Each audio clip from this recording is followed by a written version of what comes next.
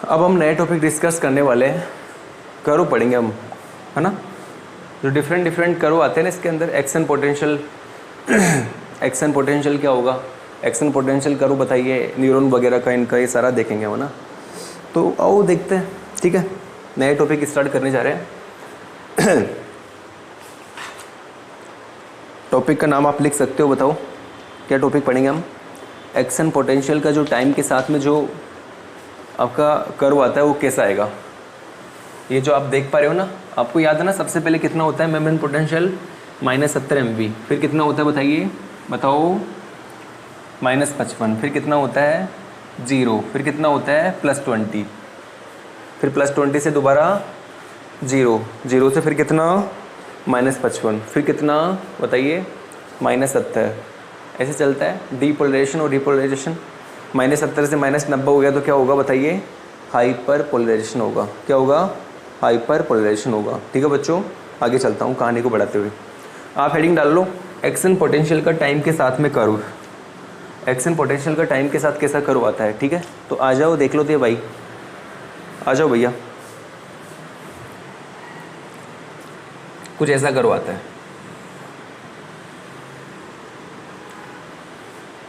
इधर तो लिख लो एक्शन पोटेंशियल,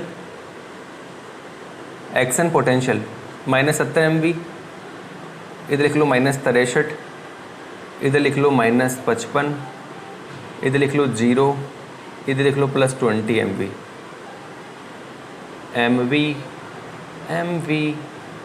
MV इसमें होता ही है मिली वोल्ट के अंदर। टाइम के साथ कर्व निकालना है इसका। तो ये जो कर्व आता है ना, देखो हमारा जो बॉडी का एक्शन पोटेंशियल, हमारे जो एक्शन पोटेंशियल होता है ना, एक्शन पोटेंशियल न्यूरॉन के अंदर, वो एक्शन पोटेंशियल हमेशा फ्लैक्चुएट होता रहता है इस -70 से -63 के बीच में। मतलब कुछ इस प्रकार से फ्लैक्चुएट होता है। देखो देखो मैं इस वाले पेन से बनाता हूँ इसको ना, देखो ये इस प्रकार से फ्लैक्चुएट होता रहता है, राइट। ऐसे फ्लैक्चुएट होता रहता है ये एक्शन पोटेंशियल -70 से -63 के बीच में। लेकिन जैसे ही हम इसे स्ट्रॉन्ग स्टिमुलस देते हैं, ध्यान सुनना, लेकिन जैसे ही हम इसको स्ट्रॉन्ग स्टिमुलस देते हैं, मैंने क्या दिया इसको, स्ट्रॉन्ग स्टिमुलस। जैसे हम स्ट्रॉन्ग स्टिमुलस देते हैं इसको, जैसे स्ट्रॉन्ग स्टिमुलस देंगे, अब ये क्या कर जाएगा, ये -70 MV जो है, जैसे इसको स्ट्रॉन्ग स्टिमुलस मिलेगा ये कन्वर्ट हो जाएगा -55 MV में। मतलब ये ऐसे जाएगा, देखो -55 0 और 0 के किस में जाएगा, +20 में। ये देखो हमारा +20 यहाँ पे ख़त्म हो रहा है, और ये +20 दोबारा से इस प्रकार से, ये लो जी -70 MV के अंदर। तो ये होता है हमारा एक्शन पोटेंशियल किसके अंदर बताइए, न्यूरॉन के अंदर। समझ में आ रहा है। स्ट्रॉन्ग स्टिमुलेशन दिया, जिससे कौन सी कंडीशन आई बताइए, इस कंडीशन को क्या बोलते हैं, कोई नाम बताएगा इसका। इसको बोलते हैं डीपोलराइजेशन कंडीशन। अच्छा ये किसके कारण आती है बताओ, Na+ के कारण या Ca+2 के कारण, Na+ के कारण। और ये +20 पे बताइए, देखो यहाँ पर इस कंडीशन में मुझे कोई बताएगा मेरे प्यारा बच्चा, इस -70 MV पे बताओ हमारे Na+ चैनल की क्या कंडीशन है। Na+ चैनल क्या कंडीशन है बताइए, ऑन है या ऑफ है, क्लोज है क्या बताइए, सर क्लोज है। K+ चैनल की कंडीशन बताइए, सर क्लोज है। यहाँ पर Na+ चैनल कैसा है बताइए, ओपन। कितने पे, -55 MV पे। अच्छा यहाँ पर Na+ चैनल की कंडीशन कौन बताएगा मुझे, Na+ चैनल की कंडीशन +20 पे क्या होगी, सर ओपन है, बट कैसा है, इनएक्टिव है सर। कैसा है, इनएक्टिव। अच्छा K+ चैनल की कंडीशन कौन बताएगा मेरे प्यारा बच्चा यहाँ पे, सर K+ चैनल ओपन। कैसा है बताइए, ओपन, राइट है। सब कुछ तो आपको पता है प्यारा बच्चों। अब K+ चैनल ओपन हो जाएगा तो कौन सी कंडीशन आएगी, दोबारा +20 से 0 MV, 0 से -55 MV और -55 से -70 MV। तो इसको क्या बोलते हैं, इसको बोलते हैं रीपोलराइजेशन कंडीशन। क्या बोलते हैं इसको, रीपोलराइजेशन कंडीशन। किसके कारण होती है बताइए, K+ चैनल के कारण। किसके कारण होती है, K+ चैनल के कारण। इस पॉइंट पे बताओ क्या कंडीशन होगी, K+ चैनल बताओ क्या होगा, सर क्लोज हो जाएगा। और Na+ चैनल बताओ क्या होगा, सर क्लोज हो जाएगा। लेकिन हाइपर पोलराइजेशन कंडीशन में क्या होता है, तो सर ये K+ चैनल क्लोज नहीं हो पाता, तो हाइपरपोलराइजेशन कंडीशन में क्या होता है, इसको भी यहीं पे बना लेते हैं हम। तो हाइपरपोलराइजेशन कंडीशन के अंदर ये जो हमारा K प्लस है ये क्लोज नहीं हो पाता, तो उस कंडीशन में ये कर्व कुछ ऐसा आता है।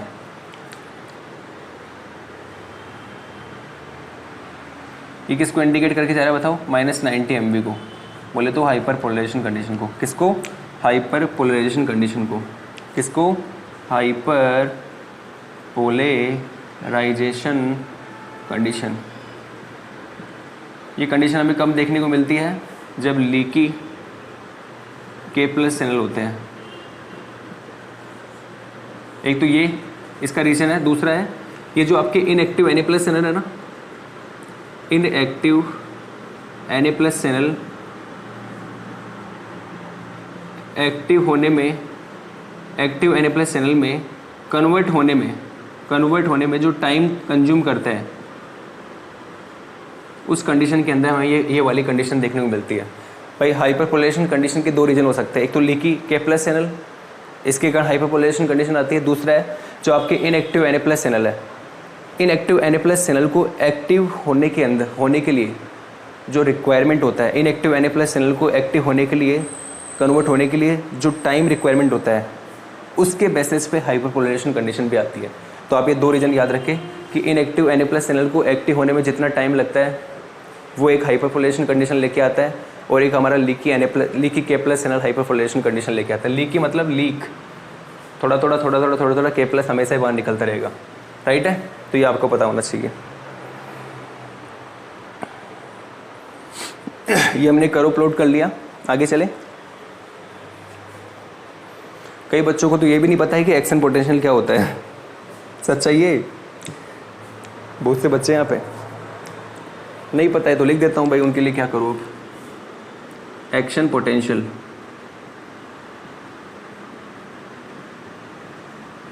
ये -70 MV है पहले तो। ये कितने में गया, -63, -55, 0 और +20, फिर ये दोबारा से 0, -55 और -70। ये कंडीशन हमें देखने को मिले ना। देखो मेम्ब्रेन पोटेंशियल चेंज हो रहा है, तो change in the membrane potential known as action potential. आपसे बोले एक्शन पोटेंशियल क्या होता है, change in the membrane potential known as action potential. ठीक है, ये जिन बच्चों के लिए जिनको पता ही नहीं एक्शन पोटेंशियल क्या होता है। ठीक है, अब चलते हैं हम, अब नया टॉपिक पढ़ेंगे। टॉपिक का नाम क्या है? हाँ थक गए भाई, आज तो 2 घंटे हो गए। टॉपिक का नाम है मसल सिस्टम। टॉपिक का नाम क्या है? Muscle system. सब पढ़ेंगे, स्केलेटल मसल क्या होती है, स्मूथ मसल क्या होती है, सारी पढ़ेंगे हम।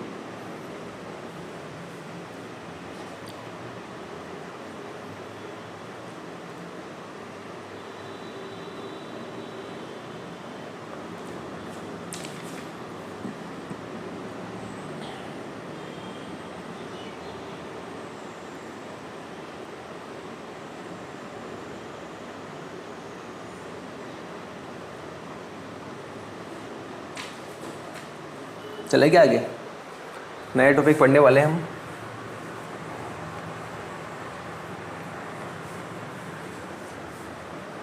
टॉपिक का नाम है, लिख लो, मसल सिस्टम। क्या नाम है टॉपिक का? Muscle system. मसल सिस्टम, ठीक है,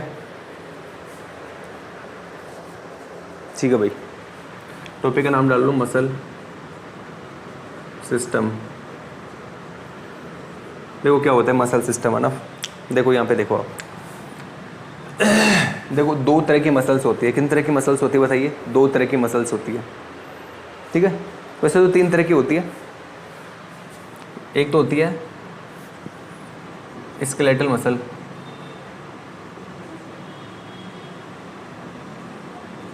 हम बोले तो इसको वॉलेंट्री। एक होती है कौन सी muscle? Smooth muscle. Smooth muscle involuntary. पता होना चाहिए आपको वॉलेंट्री का मतलब, इनवॉलेंट्री का मतलब। वॉलेंट्री मतलब जिन पर हमारा कंट्रोल होता है, ठीक है यार, लिख लो रे यार इनको ना, क्या लिख के इनको यार, जिन पे हमारा क्या होता है, कंट्रोल होता है, उनको बोलते हैं वॉलेंट्री मसल। एक होती है कार्डियक मसल। कार्डियक मसल आपके हार्ट में जो मिलती है ना, ठीक है। कार्डियक मसल है ना, इसको आपका न्यूरॉन सिग्नल नहीं देता है, इसको इन दोनों को सिग्नल देता है, ठीक है। आपने देखा होगा इन दोनों को स्टिमुलेट कौन करता है, हमारा न्यूरॉन। लेकिन कार्डियक मसल को स्टिमुलेशन कौन देता है? मैंने बताया आपको वहाँ पे कि कार्डियक मसल को हमारा न्यूरॉन स्टिमुलेशन देता है, नहीं बताया ना? तो उसका रीजन है, आगे पढ़ेंगे कार्डियक मसल, वहाँ पता लग जाएगा। सबसे पहले हम स्टार्ट करने वाले हैं स्केलेटल मसल से, फिर हम पढ़ेंगे स्मूथ मसल, फिर पढ़ेंगे कार्डियक मसल। सारा कुछ डिटेल में आएगा, ध्यान रहे, ये सारी बातें हम पढ़ेंगे। इसको न्यूरॉन सिग्नल नहीं देता है, कौन सी मसल है जिसको न्यूरॉन स्टिमुलेशन नहीं देता है? उसका नाम है कार्डियक मसल्स। तो कार्डियक मसल को स्टिमुलेशन कौन देता है? कार्डियक मसल ऑटो स्टिमुलेटरी होती है, ऑटो स्टिमुलेटरी मसल्स होती है, अपने आप स्टिमुलेशन उत्पन्न हो जाता है इनके अंदर। ये सारी बातें बाद में करेंगे, मज़ा आएगा यार, है ना। अभी हम इन चीज़ों को डिस्कस नहीं करेंगे। ये ऑटो स्टिमुलेशन कैसे अपने अंदर डेवलप कर लेती है, ये बहुत इंटरेस्टिंग टॉपिक है।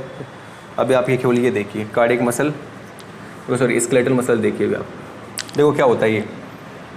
अरे यार, स्केलेटल मसल बता दिया, वॉलेंट्री मसल होती है पहली बात तो। दूसरी बात, हमारा इन पे कंट्रोल होता है, लिख लेना इस चीज़ को। ये देखो, ठीक है।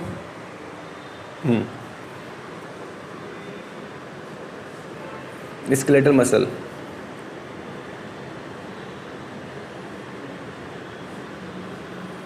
स्केलेटल मसल हम बनाने जा रहे हैं।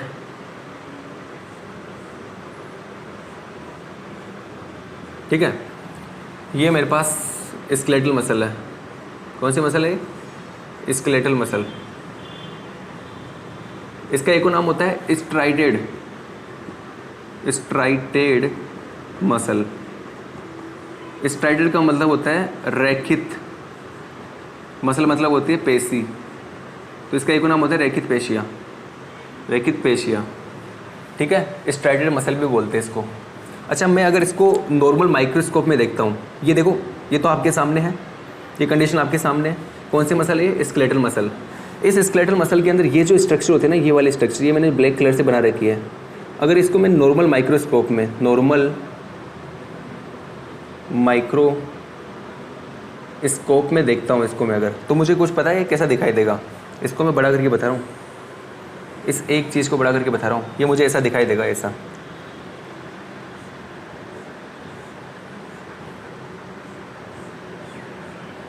समझ पा रहे हो आप? ये मुझे कुछ ऐसा दिखाई देगा, ऐसा, ठीक है, ऐसा दिखाई देगा, ऐसा ऐसा ऐसा ऐसा। जिसमें मैं रेड कलर से बना रहा हूँ ना, इसका नाम है मायोसिन प्रोटीन नाम है इसका। और ये जो मैं बना रहा हूँ, इसका नाम है एक्टिन।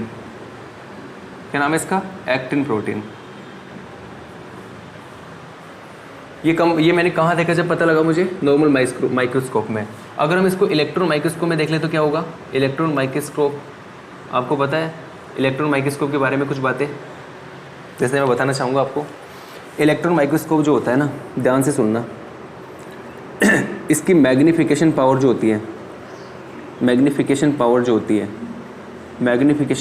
होती है ना इसकी, बहुत ज़्यादा होती है, ठीक है।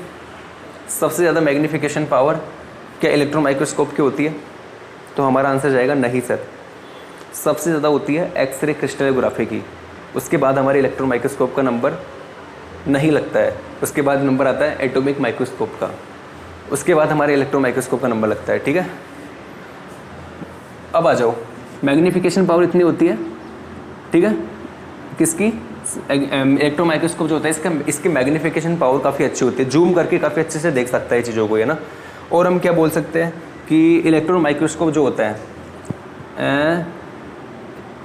बस यही काफ़ी है, और कुछ जानना ही नहीं है इसके बारे में। और हम कुछ रेजोल्यूशन की बात कर सकते हैं, हाँ, कि इसका रेजोल्यूशन कितना होता है। रेजोल्यूशन आपसे पूछ ले कि इलेक्ट्रॉन माइक्रोस्कोप का रेजोल्यूशन कितना होता है, तो आप याद रखें इसका रेजोल्यूशन होता है कितना? 15 एंगस्ट्रॉम।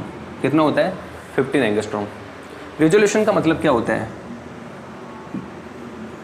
रेजोल्यूशन का देखो, मैग्नीफिकेशन का मतलब तो होता है जूम करके देखना, कितना जूम करके देख सकता है। रेजोल्यूशन का मतलब है, जैसे मैं बोल रहा हूँ, रेजोल्यूशन पावर क्या होती है? कोई ऑब्जेक्ट है, जैसे ये ऑब्जेक्ट है, इस ऑब्जेक्ट को इस एनवायरनमेंट से, ये ऑब्जेक्ट है, इन ऑब्जेक्ट को इस एनवायरनमेंट से अलग कर दिया किसने? इस लाइट ने। जैसे इसके ऊपर लाइट गिर रही है, लाइट आपकी आंखों के ऊपर आ रही है तो आपको ये दिखाई दे पा रहा है। तो इस ऑब्जेक्ट ने इस एनवायरनमेंट से इन तीनों को अलग कर दिया, तब हमें दिखाई दे पा रहा है। अगर मैं रात को लाइट वाइट सब कुछ बंद कर दूँ फिर मुझे क्या दिखाई देगा? क्या नहीं दिखाई देगा, क्योंकि लाइट ही वो चीज़ होती है जो हमें चीज़ों को देखने में मदद करती है। पहली बात तो आप ये चीज़ याद रख लो कि भाई लाइट इसके ऊपर गिरेगी और यहाँ से हमारी आंखों के ऊपर आएगा रिफ्लेक्ट होके और हमें चीज़ दिखाई देगी। ठीक है, तो मैं आपको कहना चाहता हूँ रेजोल्यूशन क्या होता है। रेजोल्यूशन का मतलब होता है, रेजोल्यूशन पावर का मतलब होता है कि एनवायरनमेंट द्वारा इस ऑब्जेक्ट को, सॉरी लाइट द्वारा इस ऑब्जेक्ट को एनवायरनमेंट से अलग करना ही क्या कहलाता है? रेजोल्यूशन कहलाता है। समझ पा रहे हो रेजोल्यूशन क्या होता है? ये जो लाइट है हमारी, ये जो सनलाइट है, इस सनलाइट के द्वारा जो हमारे ऑब्जेक्ट है उन ऑब्जेक्ट को एनवायरनमेंट से अलग करना ही क्या कहलाता है? रेजोल्यूशन। तो याद रखना इलेक्ट्रॉन माइक्रोस्कोप जो होता है इसकी रेजोल्यूशन पावर होती है 15 एंगस्ट्रॉम और मैग्नीफिकेशन पावर भी इसकी काफ़ी ज़्यादा होती है। हम बोल सकते हैं कि कई बुकों में लिखा हुआ होता है इसकी मैग्नीफिकेशन पावर होती है 1 लाख। कितनी होती है? 1 लाख। कितनी होती है? 1 लाख गुना बड़ा करके देख सकता है ये, 1 लाख गुना बड़ा करके देख सकता है चीज़ों को। कितना लाख गुना? 1 लाख गुना। अच्छा है ना। तो इलेक्ट्रॉन माइक्रोस्कोप कितना अच्छा है, इतनी सी चीज़ को इतना बड़ा करके दिखाएगा। और माइक्रोस्कोप का मतलब क्या होता है? देखो इलेक्ट्रॉन माइक्रोस्कोप, माइक्रो का मतलब होता है माइक्रो साइज और स्कोप का मतलब होता है देखना। तो माइक्रो साइज को देखने के लिए हम किसको यूज में लेते हैं? माइक्रोस्कोप को। तो इलेक्ट्रॉन माइक्रोस्कोप, ऐसा माइक्रोस्कोप जो इलेक्ट्रॉन से मिलकर बना होता है उसको बोलते हैं इलेक्ट्रॉन माइक्रोस्कोप। तो आपको इसकी डेफिनेशन भी पता लग गई, मैग्नीफिकेशन पावर भी पता लग गई और इसका रेजोल्यूशन भी पता लग गया ना। रेजोल्यूशन क्या होता है मैंने आपको एक्सप्लेन कर दिया, उसको लिख लेना या नीचे। अच्छा, तो हम इसको इलेक्ट्रॉन माइक्रोस्कोप में जब देखेंगे तो ये आपकी स्केलेटल मसल कैसी दिखाई देगी, इसको बनाते आओ। तो मैं इसको साफ करने जा रहा हूँ।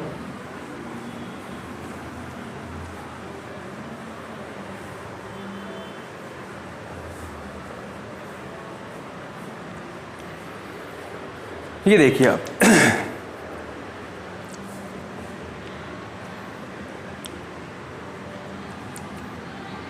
हमने कहाँ देख रहे हैं? हम इलेक्ट्रॉन माइक्रोस्कोपी व्यू देख रहे हैं। किसका? स्केलेटल मसल का हम क्या देख रहे हैं? इलेक्ट्रॉन माइक्रोस्कोपी व्यू देख रहे हैं। कैसा दिखाई देगा देखो।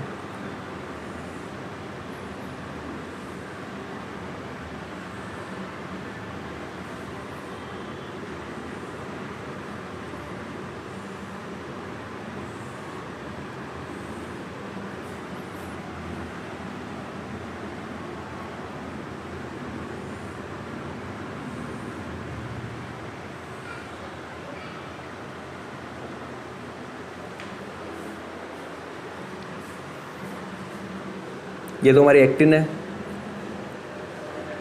ये मैं मायोसिन बनाने जा रहा हूँ। क्या बनाने जा रहा हूँ बताओ? मायोसिन।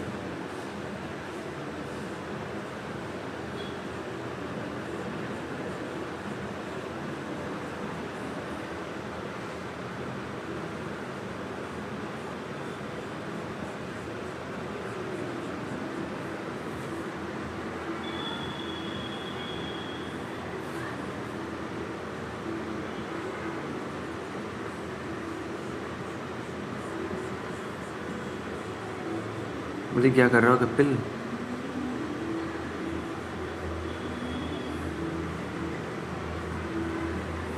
ठीक है,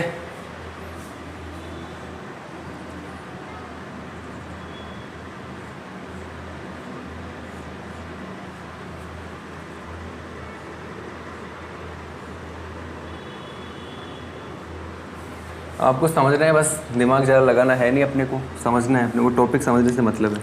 डायग्राम कई चीज़ों को एक बार समझ में आ गया ना, डायग्राम कैसा बनाऊँ, बस चीज़ें आपको समझ में आनी चाहिए कि आप क्या बताना चाह रहे हो सामने वाले को। ठीक है, हाँ यही कि खूबसूरत डायग्राम जब बनाते हैं तो टीचर खुश होके गुड दे देता है, गुड। लेकिन यहाँ हमें कोई गुड नहीं मिलेगा, ठीक है। यहाँ हमें कॉन्सेप्ट क्लियर हो जाएगा हमारा तो गुड, अदरवाइज़ ख़त्म कहानी। आ जाओ भैया, ये देखो मैंने यहाँ पे कुछ बनाया है। मैं आपसे पूछूँ ये क्या है बताइए। इसका नाम है एक्टिन। मैं आपसे पूछूँ ये क्या है बताइए। इसका नाम है मायोसिन। क्या नाम है इसका? मायोसिन। थोड़ा दूर लिखता हूँ ना, इसका नाम है मायोसिन, ठीक है। क्या नाम है इसका? मायोसिन नाम है इसका, राइट। यार यहाँ लिखना थोड़ा ठीक नहीं लग रहा मुझे, इसको ऊपर ही लिख देते हैं इससे अच्छा। तो ये है आपका मायोसिन, राइट। ये जो पॉइंट है ना देखो, जिसपे दोनों आपकी एक्टिन के दोनों सिरे जुड़ रहे हैं, दोनों मायोसिन के दोनों सिरे जुड़ रहे हैं। देखो ये एक मायोसिन है, ये दूसरा मायोसिन है, इसके दोनों पूंछ ऐसे जुड़ रही है ऐसे। तो ये जो हिस्सा है ना जहाँ पे जुड़ रही है ये पूंछ, देखो आपको दिखाई दे रहा है ये हिस्सा, आपको ये हिस्सा दिखाई दे रहा है कि ध्यान से देखना। देखो ये जो हिस्सा है ना, देखो यहाँ जहाँ आपकी इसकी पूंछ दिखाई दे रही है, इसको क्या बताइए, इसको क्या बोलते हैं? कोई मुझे बताएगा इसको क्या बोलते हैं? इसको बोलते हैं एम लाइन। क्या बोलते हैं इसको? एम लाइन, ठीक है। एम क्यों बोला? मायोसिन। अच्छा ये तो एम लाइन हो गई, ठीक है। एम लाइन आपको दिखाई दे रही है ना। अब आगे देखिए, ये तो एम लाइन हो गई, इसको क्या बोलते हैं?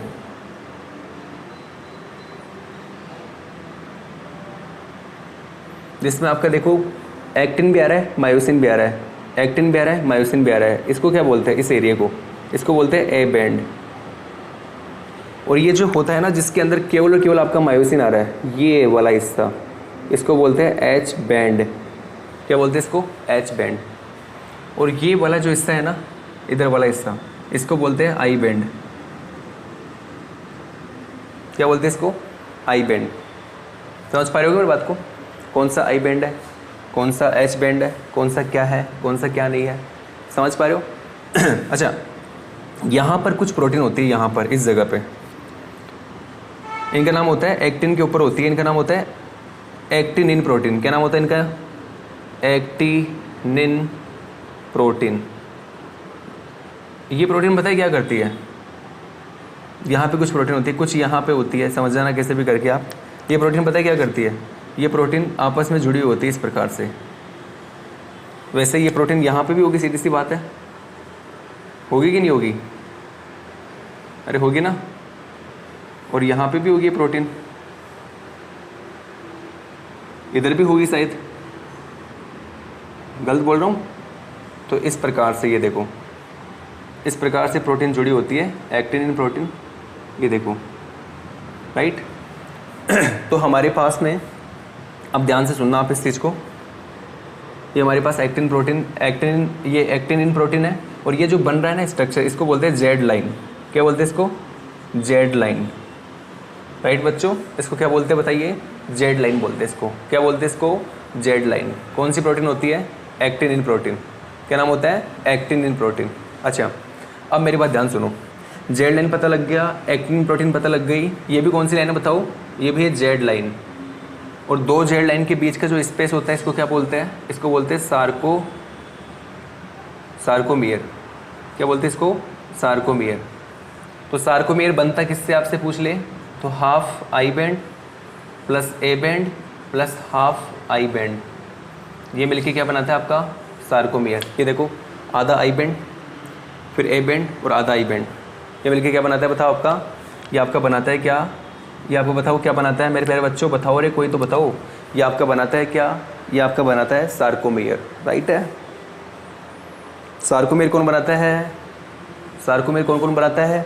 Half I band. देखो मैं पूरा नहीं लेके चल रहा, ये इधर बड़ा है, इधर चल रहा है ये देखो, हाफ आई बैंड, पूरा ए बैंड और हाफ आई बैंड। ये आपका हाफ आई बैंड है ना, देख पा रहे हो आप इसको? हाफ आई बैंड, ये पूरा ए बैंड है आपके पास, और ये इधर हाफ आई बैंड है। ये पूरा तो आई बैंड है, और इसका आधा कितना हो जाएगा? हाफ आई बैंड, 1/2 आई, 1/2 आई। तो 1/2 आई प्लस ए प्लस 1/2 आई, ये मिलके क्या बनाता है? सार्कोमियर। वैसे इधर का सारा कॉन्सेप्ट है राइट। तो हमने ये सारा पढ़ लिया है। अच्छा यहाँ पर भी एक प्रोटीन होती है, इस जगह पर भी, कहाँ पे, इस एम लाइन के ऊपर यहाँ पे। ये जो प्रोटीन होती है ना, ये प्रोटीन जेड लाइन से जुड़ी होती है।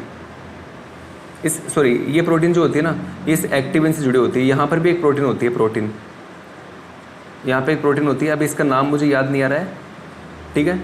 ये प्रोटीन किससे जुड़ी होती है, ये जेड लाइन से जुड़ी होती है। अच्छा, इसका काम क्या होता है, जब मसल कॉन्ट्रैक्शन होता है ना, जब मसल कॉन्ट्रैक्शन होता है, जब मसल कॉन्ट्रैक्शन होगा तो ये जो जेड लाइन होती है, ये थोड़ी दूर चली, ये थोड़ी पास आ जाएगी, ऐसे आती है ना। अरे भाई, मसल कॉन्ट्रैक्शन होता है तो ये सार्कोमेयर का साइज़ क्या होता है, रिड्यूज होता है। सार्कोमेयर का साइज़ रिड्यूज होगा तो उसको दोबारा उसी की जस्ट प्रॉपर उसी साइज़ में लेके आने के लिए यहाँ पर ये जो प्रोटीन होती है, ये इस जेड लाइन पे जो प्रोटीन होती है यहाँ पे एक्टिनिन, इससे बाइंडेड रहती है, ताकि जब मसल रिलैक्सेशन हो तो ये ज़्यादा पीछे की तरफ ना चला जाए। भाई हम देखते हैं, देखो मसल कॉन्ट्रैक्शन हो रहा है, तो मसल कॉन्ट्रैक्शन हो रहा है तो अब दोबारा मसल रिलैक्सेशन हो रहा है ना, तो ये इसी जगह पे आके रुक रहा है। इसको पूरा पीछे तो नहीं लेके गया ना मैं, क्यों नहीं लेके गया, उसका रीज़न क्या है कि हमारी जो प्रोटीन होती है यहाँ पे, ये वाली प्रोटीन और ये वाली प्रोटीन आपस में बाइंडेड रहती है। तो जब मसल कॉन्ट्रैक्शन होता है तो सार्कोमेयर का साइज़ रिड्यूज होता है, और जब दोबारा मसल रिलैक्सेशन होता है तो सार्कोमेयर का साइज़ अपनी पहले वाली पोजीशन में आता है। तो इस चक्कर में यहाँ पर ये जो प्रोटीन होती है, ये इसको बाइंड करके रखती है ताकि ज़्यादा दोबारा मसल रिलैक्सेशन हो तो दिक्कत ना हो, मसल डैमेज ना हो जाए, वो अपनी पहले वाली पोजीशन में ही रहे, ठीक है। तो ये सारा हमने आपको पढ़ा दिया, इलेक्ट्रॉन माइक्रोस्कोपी व्यूज़ क्या होता है क्या नहीं होता। अब हम इस एक्टिन की स्ट्रक्चर देखेंगे, मायोसिन की स्ट्रक्चर को देखेंगे और आगे बढ़ेंगे, ठीक है। ये बताओ कैसा डायग्राम है, अभी कोई मसल कॉन्ट्रैक्शन हो रहा है क्या। सार्कोमेयर का साइज़ देखो, जो सार्कोमेयर का साइज़ होता है वही साइज़ है, अभी कोई सार्कोमेयर का साइज़ रिड्यूज नहीं है। तो ये बताओ किसका डायग्राम है, ये मसल रिलैक्सेशन का डायग्राम है कि नहीं है, ये मसल रिलैक्सेशन का डायग्राम है। अच्छा, मसल कॉन्ट्रैक्शन में क्या होगा बताओ, कुछ नहीं होगा सर, ये सार्कोमेयर का साइज़ क्या हो जाएगा, रिड्यूज हो जाएगा। मसल रिलैक्सेशन में सार्कोमेयर का साइज़ क्या हो जाएगा, रिड्यूज हो जाएगा, और कुछ नहीं होगा सर। ये मसल कॉन्ट्रैक्शन का डायग्राम है। और अगर आपको ये मसल रिलैक्सेशन का डायग्राम है, अगर आपको मसल कॉन्ट्रैक्शन का बनाना है तो इस सार्कोमेयर के साइज़ को रिड्यूस करके बना लेना, डायग्राम बन जाएगा कोई ईजी वे में ना। हम पढ़ेंगे एक्टिन और मायोसिन की स्ट्रक्चर,